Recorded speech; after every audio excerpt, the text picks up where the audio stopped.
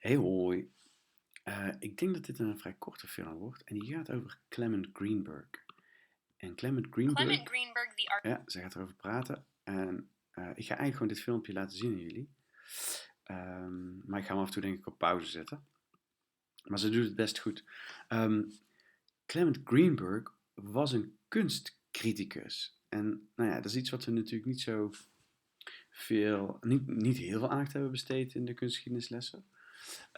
Maar ja, er zijn natuurlijk constant bij iedere kunststroming die we gezien hebben, zeker bij de avant-garde kunststromingen, dus bij de kunststromingen eigenlijk vanaf Paul Cézanne, dat het ja, een beetje vanuit het weggaat van de gebaande paden en tegen de gevestigde orde uh, zich gaat afzetten, zijn er altijd mensen geweest die betrokken zijn bij de kunstwereld, maar zelf geen kunstenaar zijn, die proberen als het ware een soort theoretische basis te geven, een soort rationele basis, waarop ze kunst proberen te beoordelen. En natuurlijk proberen ze dan de kunst die zij tof vinden zodanig te presenteren dat dat de beste kunst aller tijden is. En dan zijn er van alle stromingen, zeg maar wel, die we gehad hebben, van Van Gogh en van de Dadaïsten en van de Surrealisten, zijn er kunstcritici die schrijven in grote media, waarin ze zeg maar vertellen waarom al die stromingen fantastisch zijn.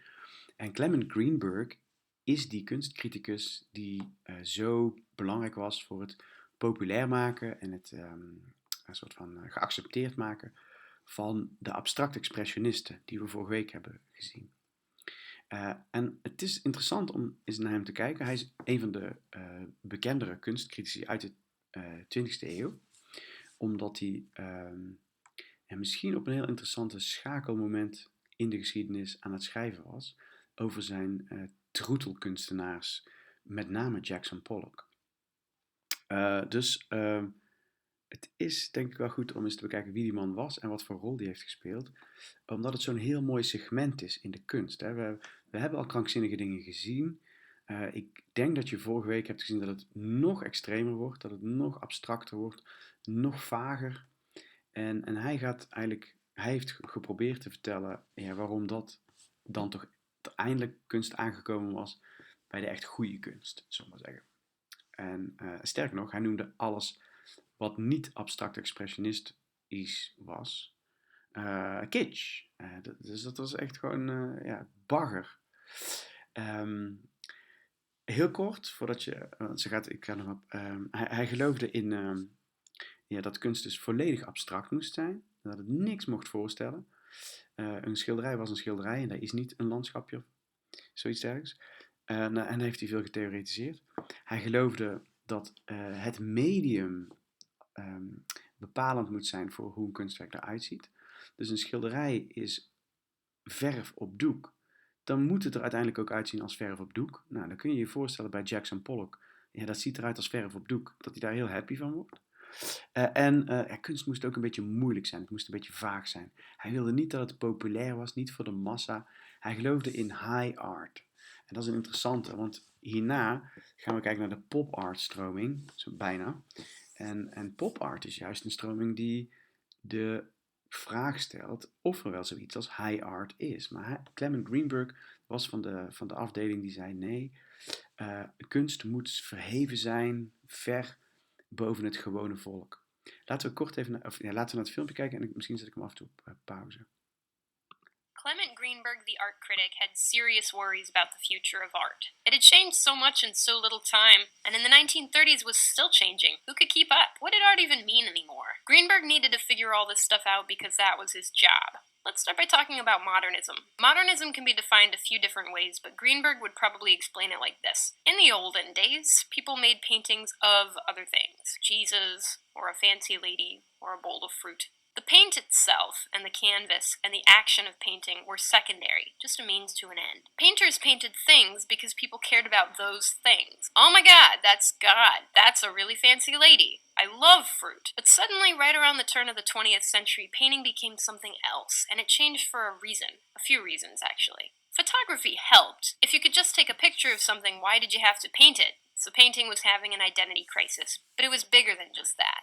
We had industry and secularism and world wars and uprisings, and artists were like, what are we doing? What is art anyway? And well, some theorize that it was Cezanne who was the first to be like, you know what? I don't really care about fruit. What's this stuff in my hand? I'm painting on this canvas that's flat and I'm making illusions and oh my god. What if I keep painting fruit, but it's not about fruit anymore? So he did keep painting fruit, but he wasn't really thinking about fruit. He was thinking about colors and shapes. This, says Clement Greenberg, this is basically what modernism is. Painters using paint on canvases and not caring about the objects they're painting, if they're painting objects at all anymore, but instead caring about the texture and the color and application on the canvas, and forget about illusion. Everyone knows this is two-dimensional. It's not three-dimensional. It's all about medium. And meaning, which used to be, this is Jesus, this is a fancy lady, this is a bowl of fruit, has changed as well. Paintings no longer have to mean something. In fact, shouldn't mean anything. Splash it on there. Have a total sensuous experience. Okay, maybe this is technically a painting of a lady, but it doesn't matter. It could be a painting of anything, and it would achieve pretty much the same effect.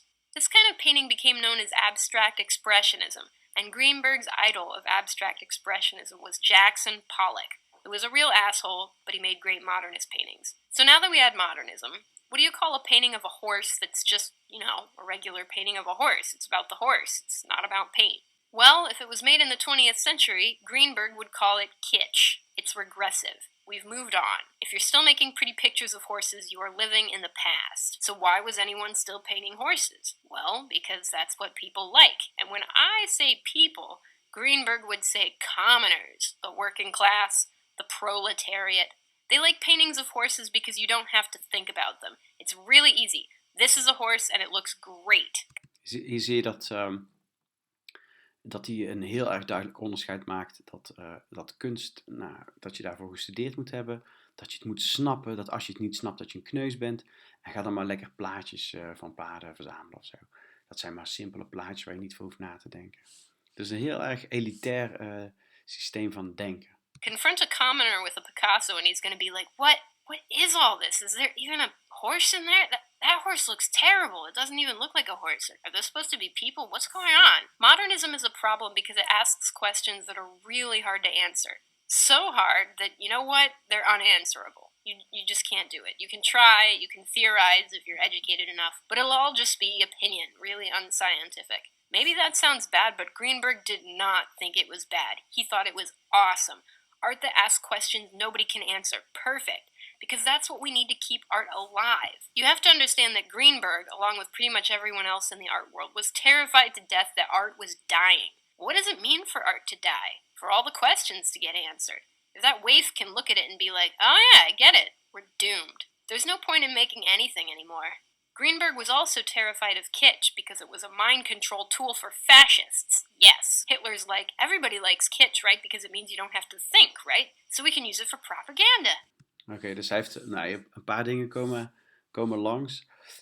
De kitsch, oftewel de figuratieve kunst, in zijn ogen, wordt gebruikt in totalitaire regimes. Bedenk je, het is 1939 als hij dit schrijft. Dus we zitten ook echt aan de vooravond van de Tweede Wereldoorlog.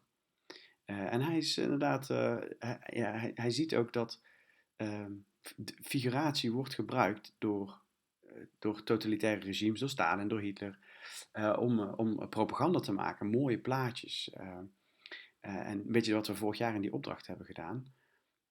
Dus abstractie zou daar een oplossing voor zijn. Hè? Dat het juist veel beter is en verhevener is boven dat soort slechte totalitaire ideeën, onder andere. And meanwhile, he was looking at the avant-garde painters and being like, oh my god, if people have to think hard to understand, maybe they'll think hard enough to realize that I am an asshole. Get out of Germany. There's some problems with Greenberg's theories on modernism. First of all, they basically ignore several major art movements. Ja, en hier bedoelen ze natuurlijk surrealisme mee. Ze vertelt het nog wel, maar als hij zegt, oké, modernisme is best oké geweest en leidt tot het sublieme werk van Jackson Pollock. Zeker de abstractie van het modernisme, dan vergeet hij dat er ook modernistische stromingen waren die niet abstract werkten. En natuurlijk is Salvador Dalí en het surrealisme van hem daar een supergoed voorbeeld van. En dat zouden, weet je, dan zo'n toetsvragen kunnen zijn. En er is nog een stroming. Besides abstract expressionism. Like, what about Dada? Dada wasn't really about painting at all. It was about putting a thing on top of another thing because war is everywhere and nothing makes any sense and we're just gonna go crazy and hang out in cafes standing on our heads. Or what about surrealism? Surrealist painting is totally illusionary. It's totally about objects. Those objects just happen to be giant noses and ants. This is totally fruit. It's just fruit that's hovering in front of a guy's face. What about that, huh, Greenberg? He kept strangely silent on that issue. Another problematic thing with Greenberg, his beloved abstract expressionists eventually became cool to the common folk, too. Abstract expressionism in Playboy, in hospitals, museum gift shop, because we all get it now. It's about colors and shapes, and we think it's pretty, too. Greenberg's like, oh no. If commoners like it, it is over. Well, art is dead now. And you are dead too, Greenberg. As of 1994. The end. Dus dat... een soort van, hoe noem je dat? Een kleine animated theories essay van deze mevrouw. Ik moet de link eigenlijk erbij zetten, dat zou wel netjes zijn. Vertelt kort het verhaal. Het is een theoreticus, hij heeft 1 miljoen kilometer boeken geschreven of essays geschreven. En heel veel beïnvloed.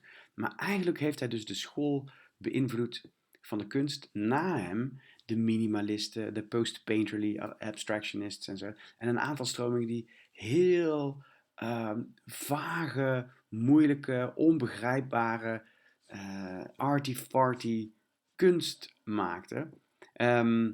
Die vaak over het materiaal gingen, over het medium gingen.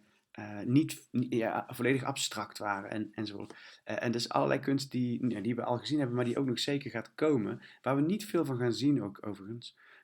Maar die wel gemaakt werd en waar musea vol van hangen en waar nog steeds voor veel geld verkocht wordt. Maar denk ook aan de abstract expressionisten van vorige week. Dat is best knettervaag, maar daar zit dus zo'n theorie achter die best dominant gaat worden in de kunstwereld. Dit soort mensen zijn echt belangrijk in de kunstwereld. Zij bepalen uiteindelijk op een gegeven moment wat goed is, wat slecht is, wat geaccepteerd wordt, wat verzameld gaat worden, wat museums gaan tentoonstellen, wat galeries gaan verzamelen, wat galeries gaan presenteren.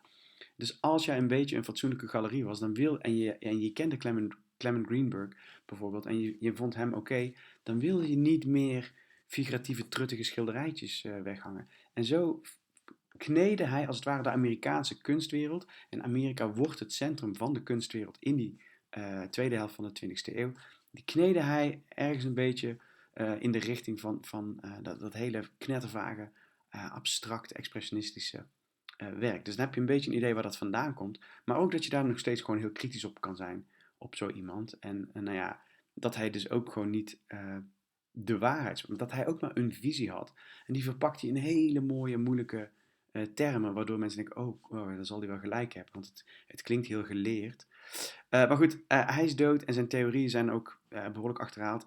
En zeker nu kijkt men dat hij eigenlijk een propaganda schrijver was voor best wel ouderwetse kunst. Want ondertussen is Jackson Pollock al een beetje ouderwets. En ook wel grappig is dat het ook wordt gezegd. Hè, van, ja, een ander probleem was dat in Amerika is Jackson Pollock gewoon super populair geworden. En populair betekent dus bij het grote volk.